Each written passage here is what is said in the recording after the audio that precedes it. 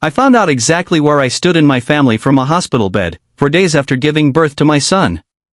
A delivery truck lost its brakes on Route 9 while I was driving home from a night shift, and I woke up with 2 fractured vertebrae, a collapsed lung, and a metal pin holding my left hip together. My husband, Marcus, was in Chicago, 8 hours away, finishing a contract he couldn't walk away from without losing the client entirely. Someone needed to be with our newborn that night, and my mother lived 12 minutes from the hospital. She said she couldn't come. She gave Marcus one sentence on the phone, and that sentence is the reason I'm telling you any of this. Your brother never makes things this complicated. My brother was at a poker tournament in Tunica that weekend. My mother was sitting at home folding laundry in front of a rerun. What I did over the next 4 minutes, lying in that hospital bed with one working arm, ended 11 years and just over $600,000. And that isn't even the part that broke the room open. The part that broke the room open didn't happen for another 3 weeks, and it didn't come from me at all. It came from a thin blue folder that had been sitting in a filing cabinet since before I was even pregnant, and from a woman none of us had thought about in years, and from a discovery so far underneath everything I thought I understood about my family that even now, almost 2 years later, I still find new pieces of it. My name is Renee Ashford. I'm 36 years old. I want to walk you through this slowly, in the order I actually lived it, because I think the order matters. If you've ever been the reliable one in a family that quietly decided your reliability meant you didn't need protecting, I think you already know the shape of this story before I finish the first sentence. Stay with me anyway. I promise the shape changes more than once. Let me tell you who I was before that night, because none of what happened makes sense without it.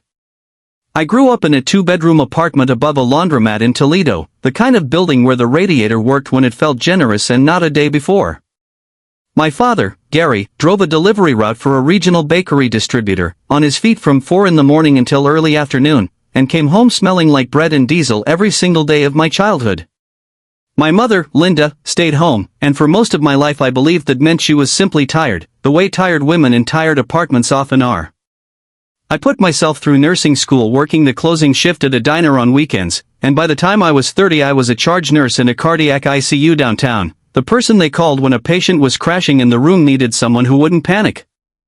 I want you to understand that detail, because it explains almost everything that follows. I had spent a decade training myself to be calm while everything around me wasn't. Vitals don't lie to you. Numbers on a monitor don't perform for an audience. People do, constantly, and I had simply never learned to expect otherwise from my own family, because nothing in my life had ever taught me that families were supposed to be different from a crisis unit. You showed up. You did the work. Nobody applauded. That was just how it worked. My younger brother, Tyler, was 4 years behind me, and for as long as I can remember, he was the favorite in every room he ever walked into. Not because he'd earned it through anything specific. Because he was easy to love in the simple, uncomplicated way people are easy to love when nobody has ever once asked them to be responsible for something larger than themselves. He drifted between cities and half-finished business ventures, each one described to my parents as the one that was finally going to take off. None of them ever did. None of them ever needed to, as far as I could tell, because failure never seemed to cost him anything at home. I think, looking back, the difference between us was set long before either of us understood what was happening to us. I remember being maybe 9 years old, watching my mother sit at the kitchen table with a stack of bills she'd never once let my father see in full, and asking her if we were okay. She told me, in the particular bright, brittle voice she used whenever she wanted a conversation to end immediately, that everything was fine, and that I shouldn't worry about things that weren't mine to worry about. I believed her for years. It took me a long time to understand that the sentence wasn't actually reassurance. It was an instruction, the first of many, training me to stop noticing the exact things I would later need to notice most. My father, Gary, loved my mother in a way I only fully understood much later, a quiet, almost apologetic love that seemed to require him to take up as little space as possible in his own house. He worked, he came home, he ate dinner mostly in silence, and he let my mother make every decision that mattered, financial or otherwise, without ever once pushing back, even when I could see, even as a child, that pushing back might have changed something important. I used to think that was weakness. Walt eventually helped me understand it differently, much later, as something closer to exhaustion, the particular exhaustion of a man who had decided, somewhere early in his marriage, that disagreeing with Linda simply cost more than it was worth, and had spent the following 3 decades quietly paying that cost in a different currency instead.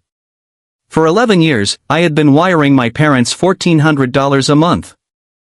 I never said the full number out loud to anyone, not even Marcus, not until the night everything started. I told myself it covered my father's diabetes management and the property taxes on the house I'd grown up in. I told myself I was simply the only one stable enough to carry it. Somewhere in those 11 years, being the stable one had quietly become the only identity I had room left for, and I hadn't noticed the substitution happening, the way you don't notice a slow leak until the day the tire is simply flat. I want to be honest about something here, because I think it's the part most people skip when they tell stories like this. I wasn't naive. I knew, in some buried way, that the arrangement wasn't entirely fair. I just believed the unfairness was the price of being the kind of person who could be trusted, and I had decided, somewhere around 25, that being trusted was worth almost any price. There's a difference between sacrifice and self-erasure, and it took a truck running a red light to finally show me which one I'd actually been living inside. I came up out of the anesthesia in a recovery bay with my hip on fire and my ribs feeling like someone had parked a car on my chest. Marcus was on speakerphone, propped on the pillow beside my head, and his voice had that flat, careful tone he gets when he's terrified and working very hard not to show it. "Renee, the sitter has to leave by 10. I called your mom." I already knew before he finished the sentence. "She's not coming." There was a pause, and underneath it I could hear the television in the background of the call, a laugh track, the particular unhurried hum of a house that wasn't worried about anything at all. I didn't cry. I want you to understand that part clearly, because everyone expects the woman in the hospital bed to fall apart, and I genuinely didn't have the bandwidth for it. I had a 6-week-old at home, 1 functional arm, and a lifetime of training in exactly this kind of moment. Being good in a crisis had always meant that nobody else in my family ever had to learn how to be. The first thing I did wasn't revenge. The first thing I did was solve the actual problem, because solving the actual problem is simply what I do. I called an overnight infant care service Marcus and I had vetted months earlier and never ended up using. I explained my situation in about 8 sentences, calm as a Tuesday afternoon shift change. 40 minutes later, a caregiver named Priya let herself into our house with the door code Marcus gave her, and texted me a photo of my son asleep in his bassinet, one small fist pressed against his cheek. I looked at that photo for a long time before I did anything else. Then I opened my banking app, and this is where I need you to follow the numbers closely, because the rest of this story doesn't make sense without them, and numbers, in my family, were the one thing nobody ever managed to successfully lie about for very long. There were 3 recurring transfers. The first, labeled simply Mom and Dad, $900 a month. The second, labeled House, $300 a month, toward what I believed was a shared mortgage. The third, labeled Dad Medical, $200 a month. $1,400, on the first of every month, for 132 consecutive months. I had set up the first transfer at 25, the week my father called me crying about an overdue hospital bill, and in 11 years I had never once let myself calculate the running total, because the total felt like a door I wasn't ready to walk through. So that night, lying in a hospital bed with nothing left to lose by looking, I finally made myself look. $617,000. Almost exactly. Moved quietly out of my life one automated payment at a time, while my mother told relatives at every holiday gathering that they managed just fine on their own, thank you, they'd never wanted to be a burden. I cancelled all 3 transfers. 3 taps. Maybe 15 seconds total. 11 years simply stopped, the way a faucet stops the moment you finally turn the handle you'd spent over a decade walking past. I felt no triumph in that moment. Just a strange, flat clarity, the particular quiet of a column of numbers finally balancing after years of being just slightly, deliberately off. I assumed, lying there in the dark with the monitor counting my heartbeat, that this was the end of the story. The crisis, the discovery, the decision. I assumed the hardest part was already behind me. I was wrong, and I want to walk you through exactly how wrong, because the next several weeks unfolded in layers I never could have predicted, each one changing what the layer before it actually meant. The first layer arrived 4 days after I came home, in the form of a phone call from a woman named Denise, who identified herself as a case manager with a regional assistance office.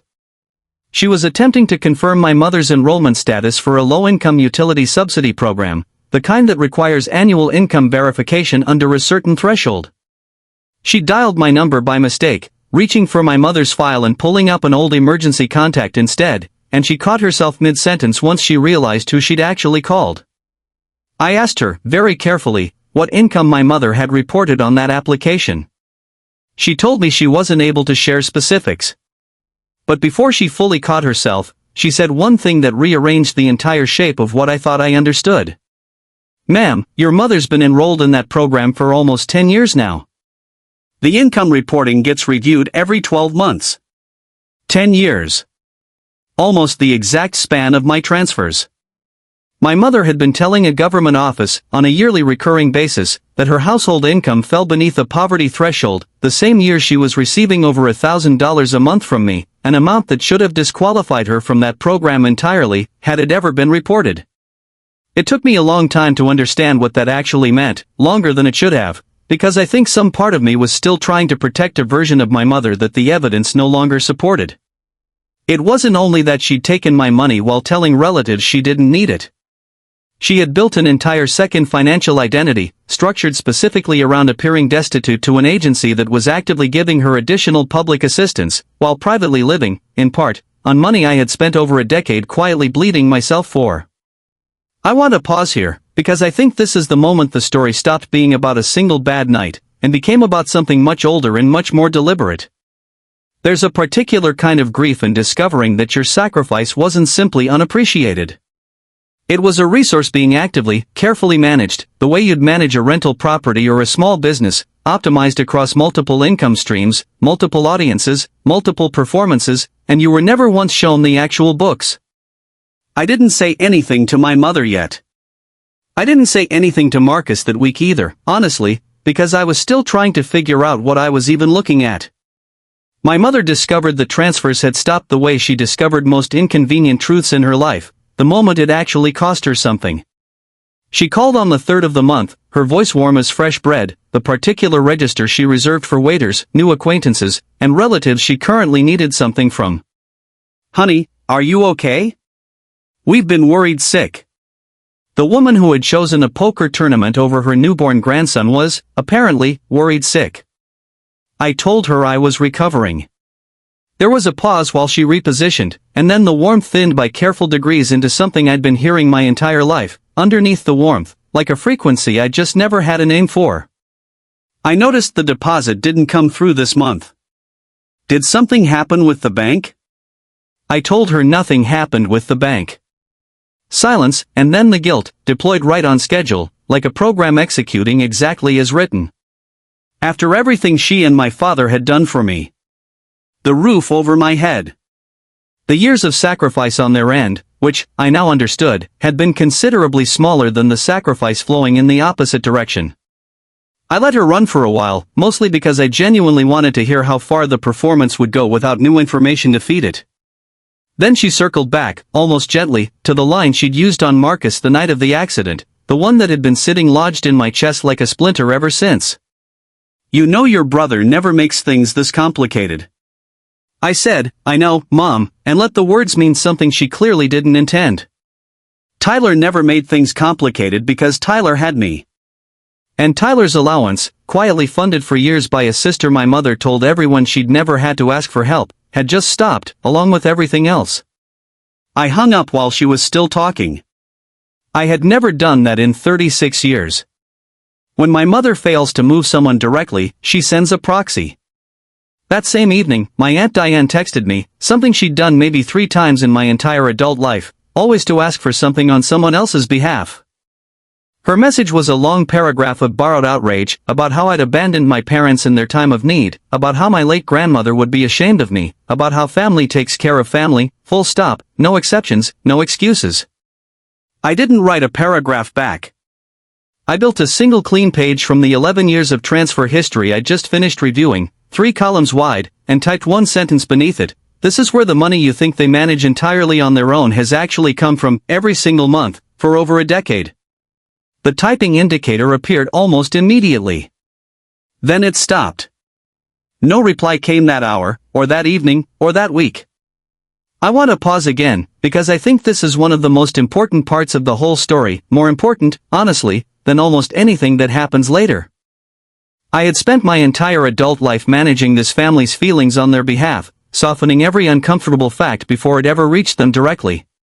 It had genuinely never occurred to me, until that exact moment, that the kindest and hardest thing I could possibly do for any of them was simply hand over a fact, fully formed, and let them sit with it completely alone, without my help interpreting or cushioning it. My mother is never out of moves, though, and when guilt failed to produce a result, she reached for the one stage she has always controlled completely. She called a family dinner, framed in a group text as a chance to finally welcome the new baby and clear the air as a family, because, in her words, misunderstandings happen, and we love each other too much to let one come between us. I knew exactly what that dinner was actually for. It wasn't to meet my son. It was to assemble enough witnesses and enough social pressure to maneuver me back into being the automatic answer to every problem this family would ever have again, the way water finds its way back into a channel that's been worn deep enough over enough years. I told her we'd come. And then I made a call I hadn't made in years, to my grandfather, Walt, my father's father, a retired county auditor in his late 70s who had said almost nothing to me directly beyond holiday pleasantries for as long as I could remember. I'd always read that distance as simple disinterest. I was about to learn it was something closer to discipline. He asked me one question in his slow, unhurried voice, the kind of voice that spent 40 years reading numbers other people hoped he wouldn't look at too closely. You want this quiet, or you want it true? I looked at my son asleep in the crook of my good arm and said, true. Then I'll bring the folder, he said, and didn't explain any further, and some part of me already understood it would be the thing that finally ended this for good. I have to back up several days now, because the folder, and what was inside it, is the actual hinge this entire story turns on, and it began unfolding almost a week before that dinner, while I was still mostly confined to my own living room. My grandfather visited me on a Tuesday afternoon, unannounced, carrying a thin blue folder under one arm, soft at the corners from years of handling. He sat across from me at the kitchen table for a long moment before he said anything at all. Your grandmother and I started keeping an eye on this family's finances longer ago than you probably know, he finally said. Not because we ever stopped trusting your mother completely.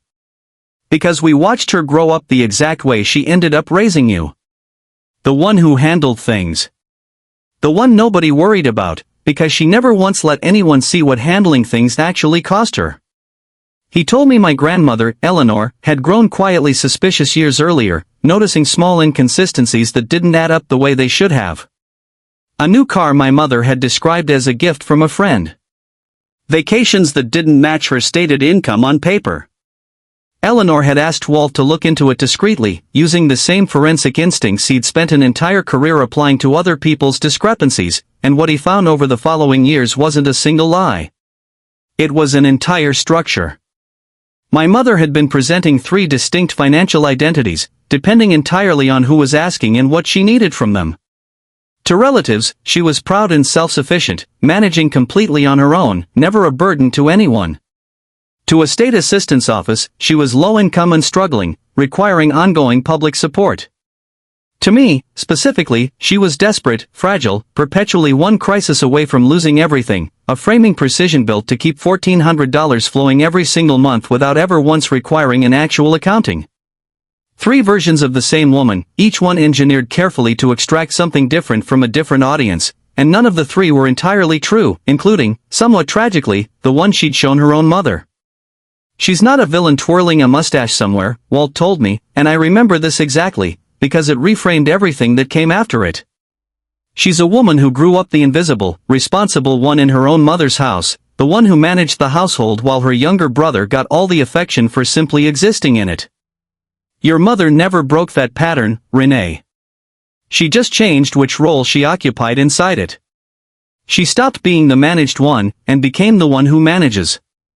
And she built an entire life that let her be both, simultaneously, depending entirely on which room she happened to be standing in. I sat with that for a long time. It didn't make what she'd done acceptable to me. It made it make a kind of sense that felt heavier than anger, the particular weight of understanding exactly why a wound exists without that understanding healing it even slightly. But Walt wasn't finished, and what he told me next is the part of this story that, even now, still genuinely surprises people when I describe it. He said my grandmother had spent the final 18 months of her life doing far more than simply gathering evidence. She had been quietly restructuring her own estate, the small but meaningful one she'd built across 40 years as a schoolteacher, plus the modest stake she and Walt held in a piece of undeveloped land outside the city that had appreciated considerably more than either of them ever expected. And she had done it specifically, deliberately, anticipating a moment exactly like the one I was now standing inside. She didn't want to punish your mother, Walt said. She wanted to protect whatever came after her, regardless of what your mother chose to do. She used to tell me, near the end, that love without any accountability eventually just becomes permission, and she refused to leave behind a kind of permission disguised as a gift. He opened the blue folder on the table between us, and for the first time, I saw what was actually inside it. A trust agreement, established by Eleanor 4 years before her death, naming a specific structure of control that had nothing to do with birth order or sentiment, and everything to do with a documented standard my grandmother had built herself, almost like an audit. Years of consistent financial contribution. Years of actual caregiving, hours logged, costs covered, documented in a ledger my grandmother had apparently kept by hand for over a decade, comparing what each of her children, and eventually each of her grandchildren, had actually put into this family against what they had taken out of it. My mother's ledger ran heavily negative. Mine, somewhat to my own shock, ran significantly positive, not because I had ever once tried to earn anything from my grandmother, but simply because I had spent 11 years quietly doing the thing the ledger was built to measure, without ever knowing I was being measured at all. There's more, Walt said, and this is where the story took its second major turn, the one I genuinely did not see coming, even after everything else. He told me the land outside the city, the one he and Eleanor had purchased decades earlier as essentially an afterthought, had been sitting directly in the path of a regional transit expansion that had been quietly moving through county planning approvals for almost 3 years.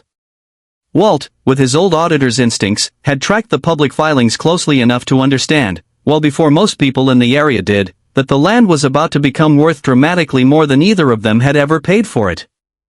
Eleanor had restructured the trust specifically to hold that land separately, outside of anything my mother could access, control, or even know the true value of, and had named a successor trustee whose only qualification, written directly into the document in my grandmother's own handwriting, was, quote, whoever has spent the most years actually showing up, without being asked, and without expecting anything in return. I want to be honest with you about how I felt reading that sentence for the first time. It wasn't triumph. It was something closer to being finally, completely seen by someone I'd assumed, for years, simply didn't notice the weight I was carrying. Before I tell you about that Sunday, I have to tell you about Thursday, because something happened 3 days before the dinner that I genuinely did not see coming, and it came from the one person in this entire story I'd assumed had nothing left to reveal. Tyler called me directly, which he almost never did. We'd never been close in the way siblings sometimes are. He was 4 years younger, and for most of our childhood, I'd been more of a backup parent than a sister, the one who checked his homework when our mother was occupied with whatever crisis she'd manufactured that week.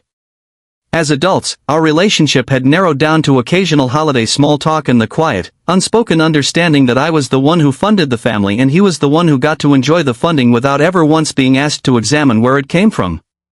His voice, when I picked up, didn't sound like the Tyler I expected.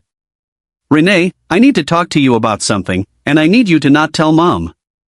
I told him I was listening. He was quiet for a long moment, long enough that I could hear him exhale, the particular sound of someone working up to a sentence they'd been avoiding for a while. "I'm in trouble. Real trouble. Not like before." I want to explain what like before meant, because it matters. Tyler had been in financial trouble more times than I could comfortably count, small failed ventures, a car repossession in his late 20s, a brief period where he'd quietly stopped paying rent and our mother had covered it without ever telling me directly, something I'd only pieced together years later from an offhand comment. Each time, the trouble had been absorbed somewhere in the family system, usually by money I'd sent without knowing its final destination, and Tyler had never once had to face the actual size of any consequence. This was different. He told me, in pieces, that he owed almost $90,000 to a private lender he'd borrowed from 2 years earlier to fund what he described to our parents as a promising logistics startup, and what he now admitted, quietly, had actually been an attempt to cover losses from an earlier failed venture he'd never told anyone about at all. The lender wasn't a bank.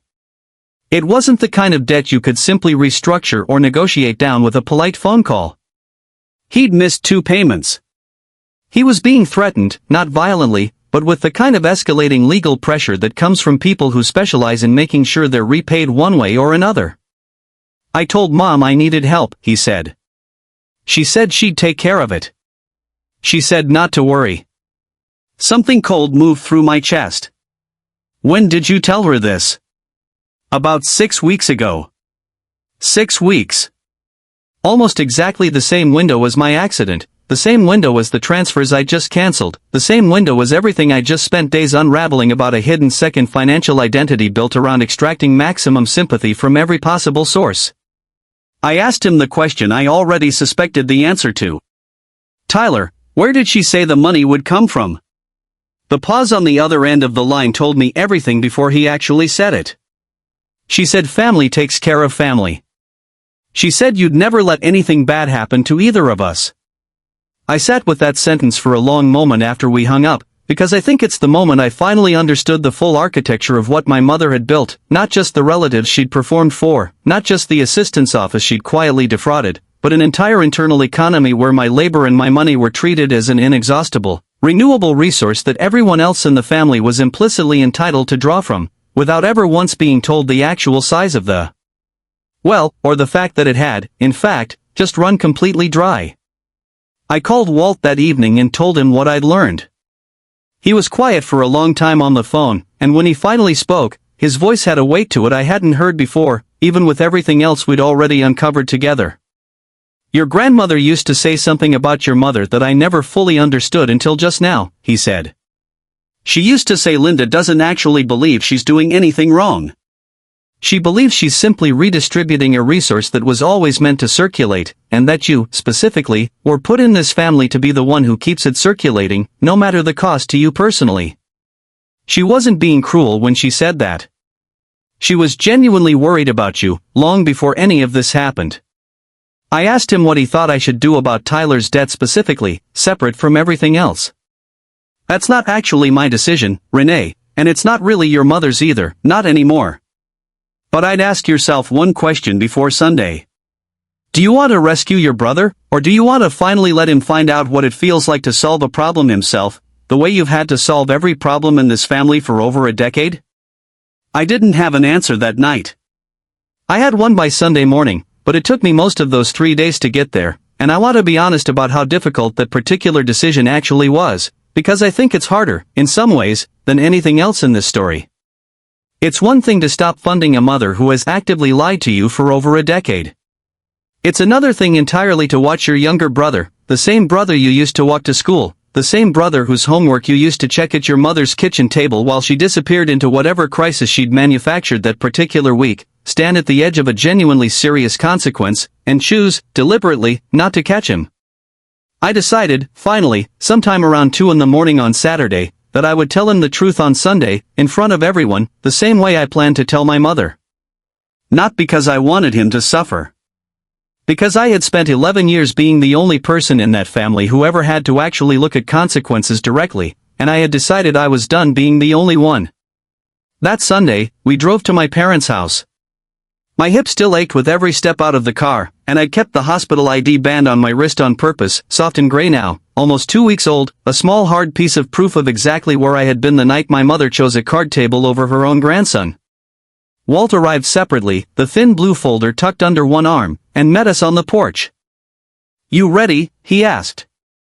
I'm ready, I said, and meant it in a way I genuinely hadn't before in my life. Inside, my mother performed beautifully, the way she always had for an audience large enough to matter. She reached for my son with eyes already glistening, telling the assembled relatives how impossibly hard this past month had been for her, how her own daughter had apparently used a minor accident as an excuse to abandon her struggling, aging parents out of some imagined grievance nobody could quite name. My father stared at his hands. Tyler glanced up from his phone, sensing, correctly, that there was a script unfolding with a part written for him that he hadn't been given in advance. Then my mother said it a third time, soft and wounded, pitched exactly for the room. I just don't understand where this cruelty is even coming from. Your brother never makes things this complicated. I didn't flinch. I reached into the diaper bag and set a single printed page on the table, the way I'd present a difficult diagnosis to a frightened family, because that, functionally, is exactly what it was. You're right, Mom. Tyler never makes things complicated. I'd like to show everyone why, if that's alright. I walked the room through it slowly. The real medical costs, modest and verifiable. The real property tax contribution, a small fraction of what I'd believed I was funding. And then the unaccounted $600,000, and underneath that, the second financial identity it had quietly been subsidizing for almost a decade, the one involving a government office and an entirely different version of my mother's life. She reached for her usual tools. Tears. Accusations. A sharp pivot toward my father, demanding he defend her. For the first time in my life, he didn't fully retreat. Linda, he said quietly, not looking up from his hands, she's not wrong about any of it. I wasn't finished yet, and I think my mother assumed, wrongly, that the worst of it had already landed. There's one more thing, I said, and I looked at Tyler, who had gone very still on the arm of the couch, his phone finally, fully forgotten. Tyler came to you 6 weeks ago because he owes $90,000 to a lender who doesn't negotiate. You told him not to worry. You told him family takes care of family. I turned back to the room. I'd like to know which family account you were planning to use, Mom, since mine had just been cancelled, and yours, according to the assistance office that's been subsidizing your bills for almost a decade, doesn't actually exist. The color left my mother's face in a way it hadn't yet that evening, even with everything else already on the table. Tyler stared at her, and for the first time, I watched something shift in my brother's expression, the particular dawning horror of a person realizing that a promise he'd built his entire sense of safety around had never had any actual structure underneath it at all. You said you'd take care of it, he said, quietly, almost to himself. I was going to, my mother said, and her voice had lost its performance entirely now, gone thin and defensive in a way I genuinely never heard from her before. I was going to talk to your sister. You were going to talk to me, I repeated, about a debt I didn't know existed, using money I had already stopped sending, 2 weeks before this exact conversation, and you didn't think that was worth mentioning to either of us until it became unavoidable. Nobody said anything for a long moment. Tyler's hands were shaking slightly, and I watched him understand, in real time, in front of the entire family, that the safety net he'd relied on for his whole adult life had never actually been woven by the person he'd assumed was holding it. It had been me, all along, without his knowledge, and I had just, very deliberately, stopped. That's when Walt set the blue folder on the table beside my single page, and opened it slowly, with the unhurried hands of a man who had waited several years for this exact moment to finally arrive. Your mother knew, before she passed, he said, to the room, not specifically to Linda. She spent the last year and a half of her life making absolutely certain this family's actual money could never be quietly managed the same way again. He explained the trust. The ledger Eleanor had kept by hand for over a decade. The land, and its sudden, dramatic appreciation, now worth, according to a recent appraisal Walt had commissioned the previous month, just under $2.1 million. He named me as trustee, not because I was loved more than anyone else in that room, but because, in Eleanor's own handwritten language attached to the document, the only person in this family who consistently paid a real price for being trusted should be the one who finally decides what trust actually means going forward, for everyone who comes after her. My mother did not apologize.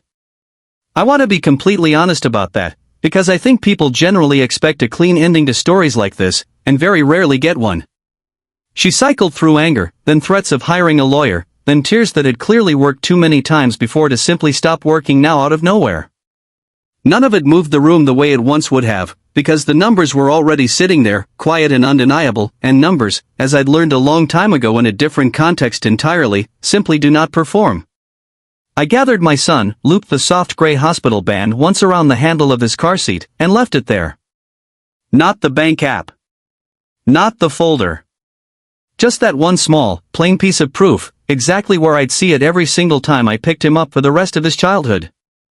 I want to tell you how this actually settled, slowly, over the following year, because I think the long aftermath matters as much as the dinner itself, maybe more. The transfers stayed off permanently.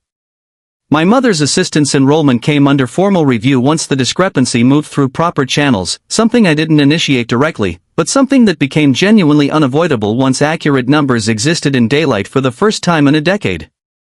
She faced a repayment order. Modest but real, and a financial situation considerably more honest than the one she'd spent 10 years carefully constructing for two completely different audiences. My father started calling occasionally, usually when he was alone in his truck between deliveries, usually quiet and brief, and I always answered those calls, because I think some part of him had been quietly drowning in that house for longer than either of us had ever said out loud. Tyler, for the first time in his adult life, took a full-time job at a logistics company outside Dallas. The $90,000 he owed didn't disappear because I refused to be the one who quietly made it disappear, the way every previous consequence in his life had been made to disappear by someone else before he ever had to feel its full weight. He negotiated a payment plan directly with the lender, on his own, something I only know because he called to tell me about it, nervously, the way you'd report a small victory to someone whose opinion had quietly mattered more than you'd ever admitted. He's paid off a little over $30,000 of it so far. I don't know yet, even now, whether the rest will go as smoothly. But I know it's the first debt he has ever faced directly, without a sister he didn't know about quietly absorbing the impact from several steps removed. The land sold 11 months later, once the transit expansion received its final county approval, for slightly more than the appraisal had projected. Under the terms of the trust, a portion was set aside for my parents' continued housing security for the rest of their natural lives, because I never wanted, and still don't want, to be the reason an elderly man with a manageable but real medical condition ends up without stable housing, whatever his decades of silence cost both of us along the way. The remainder went into an education fund for my son, and a smaller fund, established at my own insistence and against Walt's mild objection, for Tyler, structured specifically so that he could only access it by matching, dollar for dollar, whatever he managed to save entirely on his own over the following 5 years. He's 2 years into that arrangement now. He's saved almost $11,000, which I understand might not sound impressive to you, but which represents, as far as either of us can tell, the first $11,000 he has ever earned and kept without immediately needing it bailed out by someone else. Aunt Diane never replied to that single page I sent her. But she told the rest of the family the truth anyway, exactly as I suspected she eventually would, once she'd had enough time alone with numbers that simply refused to argue back. The wider family chat went quiet for a long while after that, the particular silence of people recalibrating who they thought they'd been defending. I don't hate my mother. I want to say that clearly, because I think it's the part people are often most surprised by.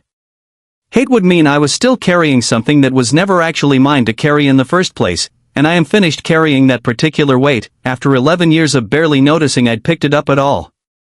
If there's one thing I genuinely ask you to take from everything I've just told you, it's something my grandfather said to me on that porch, just before we walked inside for the last time. The people who call you the strong one are very often, without ever fully realizing it themselves, simply telling you which bills they've already quietly decided you'll be the one paying. Pull your own statements. All of them, not just the ones that feel safe to look at. Not because you should walk through your life expecting betrayal around every corner, but because you deserve to know exactly what your steadiness has actually been funding, all this time, before you've spent another decade quietly mistaking the arrangement for love. And if you've ever discovered that the people who praised your strength were simply the ones who had decided, somewhere along the way, that they would never have to carry anything themselves, I'd like to hear about it. You're allowed to talk about that here. You're genuinely not the only one who's lived inside that particular silence, and I don't think you should have to carry it without anyone else ever saying so out loud.